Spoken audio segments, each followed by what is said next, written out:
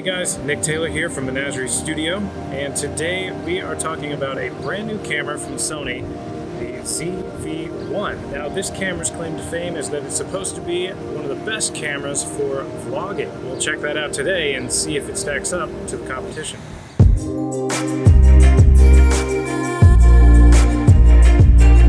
So before we get started, if you enjoy these videos, please make sure to hit that like button. It really does help our channel and boost these videos up in the YouTube algorithm. So today we're talking about the Sony ZV1. It's a brand new point and shoot camera from Sony. Now we're going to take this out for a test drive in a true vlog style video today and talk about some of the pros and some of the cons that you should consider before picking one up.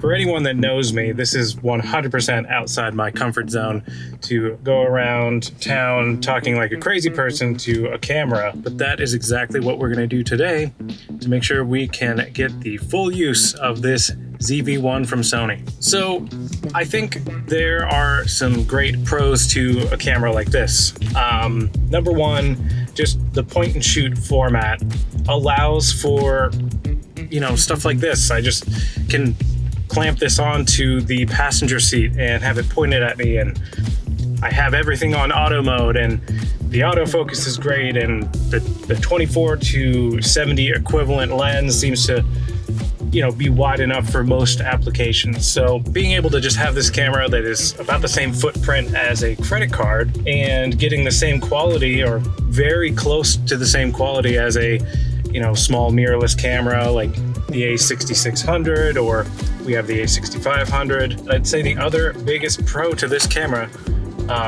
compared to some of the other APS-C sized offerings from Sony, is the flip out screen. It's what I really missed about our very first camera, the Canon T3i. The screen flips out and this one can go into full selfie mode. It's something I didn't realize how much I missed, especially since I started creating these YouTube video reviews. One of the other applications for this flip out screen that I've heard some other people talk about is actually using it as a webcam or a live streaming camera. The autofocus is so good, the image quality is great.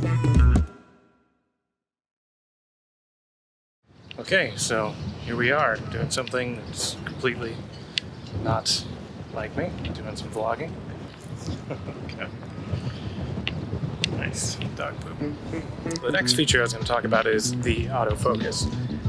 This is kind of what I was talking about before I got cut off, but Sony has incorporated their really good autofocus into this camera, and that's probably one of the best reasons to get this. It also has another feature which I'm going to go ahead and enable now.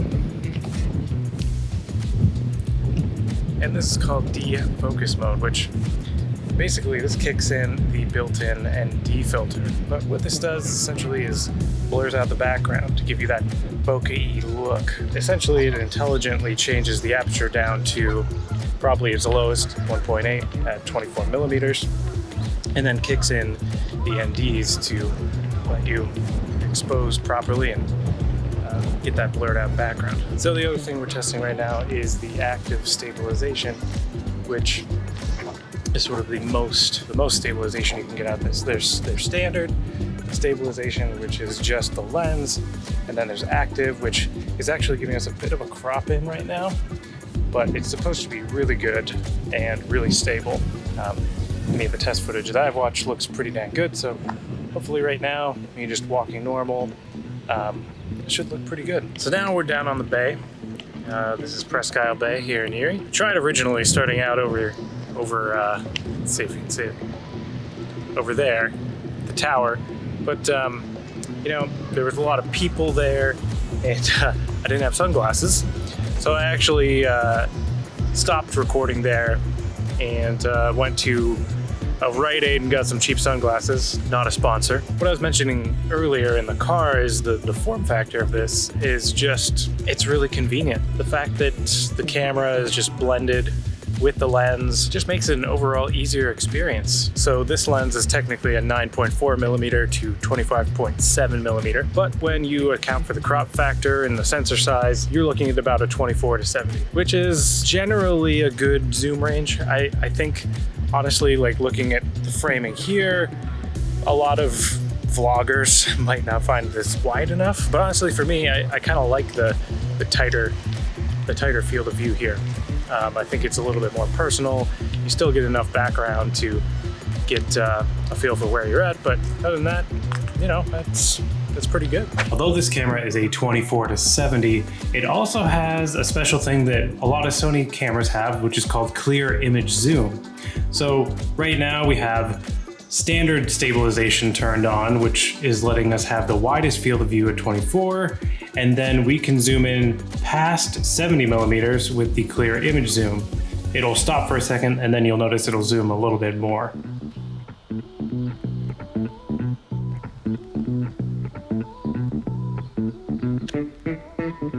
So this is all the way zoomed in, so it looks like it's another 50% maybe, so you're getting closer to maybe a 105 millimeter when you use the clear image zoom. And this is also available in 4K. So one more note about the zoom range and the aperture. So you're able to get f1.8 at fully zoomed out at 24, but as you zoom in, the aperture does close down to 2.8 pretty quickly. So just keep that in mind. You will lose some light as you zoom in.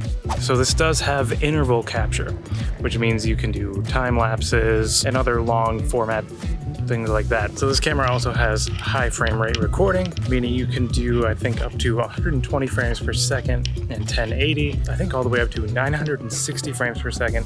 But of course, that's going to be in pretty low resolution and it's going to look kind of crappy. This camera also has a panorama mode. So it's sort of an automatic stitching feature you can do in the camera. It'll guide you around much like you would do on your phone. This camera also has the ability to tag videos in vertical mode. So you could orient this in vertical mode and do stuff to make it look like it was filmed on a phone. I guess that's pretty cool. There's also a built-in feature called soft skin, which I currently have turned off because it just kind of weirds me out.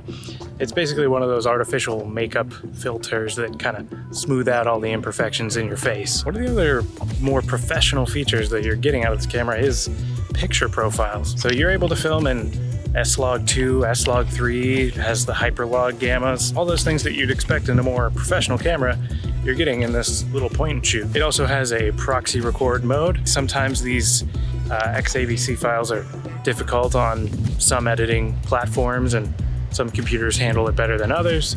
So having the proxy record feature is a nice add-on. This is something you probably won't expect to find on a point and shoot, but it does have a shoe mount that you can mount other microphones. Right now I have the little windsock in there, which I think works surprisingly well. It also has this 3 capsule kind of microphone that does a pretty good job of eliminating wind noise, but also just surrounding noise. The screen itself is actually a touchscreen, which, you know, it's not great, but it is something that you, again, don't find on some of the mirrorless solutions. The Sony ZV1 also has a feature called Product Showcase, which is definitely geared towards YouTubers that do product reviews like this video. It basically makes the autofocus intelligently focus on the product and then back to your face without sticking on one or the other. So kind of works like this. And you'll see this at 24 millimeters, it actually has a pretty close focus range, almost macro.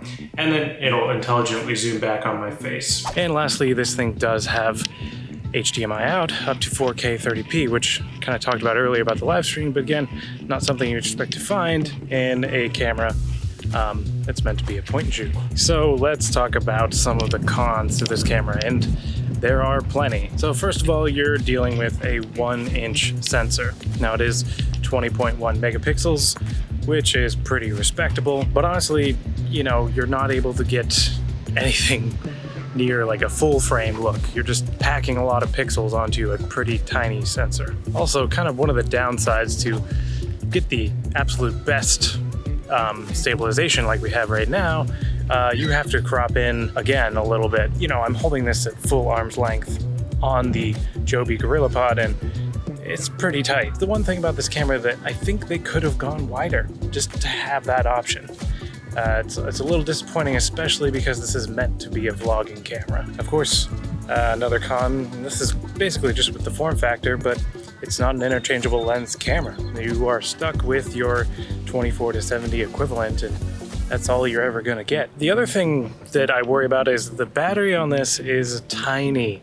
I mean, comically small. I think Sony estimates that you get 45 minutes to an hour, something like that, on one battery, recording in 4K, which is not terrible. One of the weirdest choices on this camera was the placement of the tripod mount. Right now I have the GorillaPod on here, and it's got a pretty small little mount, but even with this on, the way it mounts on the camera, you can't open the battery door. The other stupid choice was putting the SD card slot inside the battery compartment. I don't know why they made this choice. Obviously, it must have been a space-saving thing, able to make the camera smaller. It is really annoying and could be a deal breaker for some people. In the ergonomics of everything, like, I find it kind of difficult to do what you need to do without going into the menu. I think it could use a couple more custom keys and I would feel a lot better, but if this camera is really for vloggers, they might not even need that stuff. They just want something that they can pick up and turn on and put it on full auto and get a good image.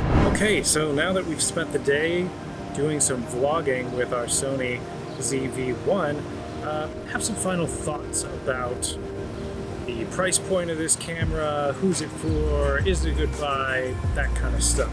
First off, let's talk about the price. Right now, this camera is retailing for $749 US, and that is going to change shortly, I believe, to $800 US. Now, there are definitely quite a few cameras in this price range, all kind of jockeying for position for the entry-level filmmaker, YouTuber, vlogger, whatever you want to call it. So where does this fit in that lineup? Well, I think it kind of has its own little special place. Like I mentioned before, this is kind of the perfect all-in-one solution that you can take with you virtually anywhere. I mean, this thing is tiny. It's got a built-in lens that goes down to f1.8. So is this a good investment? Is this a good buy? Well, that really depends on what your use case is. Honestly, for someone that's trying to do some quick vlog-style videos or something you just need to quickly point and shoot, this is really a good choice for the money.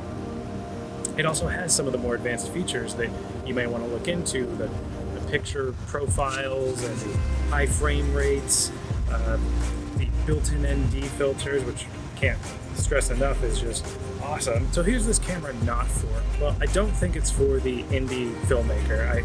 I also don't think it's for a video professional.